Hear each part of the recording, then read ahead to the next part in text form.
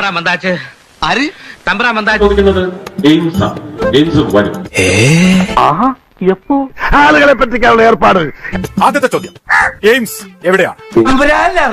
AIIMS Alappuzha തന്നെ. Okay, ഒന്ന് ആലപ്പുഴ കൊടുത്ത്. അടുത്തത്, പിന്നെ എനിക്കൊരു അധികാരമുണ്ട്, അവകാശമുണ്ട്.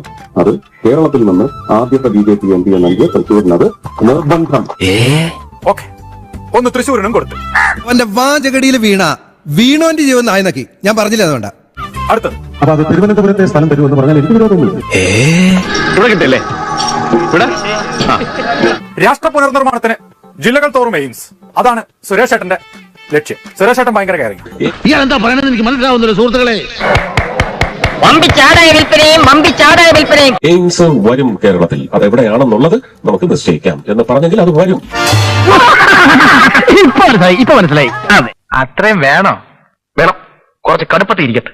കോർപ്പറേഷൻ തരം തന്ന് എടുത്താൽ ശേഷിക്കുന്ന 3.5 വർഷം കൊണ്ട് എന്ത് സാധ്യമാകുന്നുള്ളത് പട്ടണത്തിൽ കാണിച്ചത്. ഓടുന്ന പട്ടിക്ക് ഒരു മുഴ മുമ്പേ എന്ന് പറയുന്ന പോലെ നമുക്കും ഒരു കലക്കണം. നമുക്ക് കലക്കണ്ട, നീ ഒറ്റക്ക് കളിക്കാൻ മതി, ഞാനില്ല. എന്താ, നിനക്ക് എന്നെ വിശ്വാസമില്ലേ? ഇല്ല. വമ്പൻ പ്രഖ്യാപനങ്ങളൊന്നും നടത്താതെ കേരളത്തെ അവഗണിച്ച് മൂന്നാം മോദി സർക്കാരിന്റെ ബജറ്റ്. എയിംസും അതിവേഗ റെയിലും ഒക്കെ പ്രതീക്ഷിച്ചിടത്ത് ധാതു ഖനന ഇടനാഴിയും കടലാമ പരിപാലന കേന്ദ്രവും ഒക്കെയായി തൃപ്തിപ്പെടേണ്ട ഗതികേടിലാണ് കേരളം.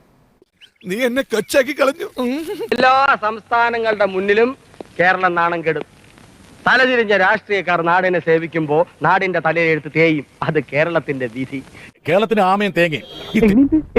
അവരോട് എനിക്കൊന്നേ പറയാനുള്ളൂ, ഇതൊരു മഹാസംഭവമാണ്. കേരളത്തിനൊരു എയിംസ് ഉണ്ടെങ്കിൽ അത് ആലപ്പുഴയ്ക്ക് തരണേ എന്ന് അന്ന് പറഞ്ഞിട്ടുണ്ട്. ഞാൻ ഒറ്റ തന്തയ്ക്കുണ്ടായവനാണ്. ഇപ്പോഴും ഞാൻ മാറ്റിയിട്ടുണ്ട്. അതൊക്കെ നാട്ടുകാർക്ക് അറിയാവുന്ന കാര്യമല്ല അല്ലേ? അല്ലേ, കാല് വാരരുത്. എന്നെ കൊലക്ക് കൊടുക്കാനല്ലേ നിങ്ങളെ പരിപാടി?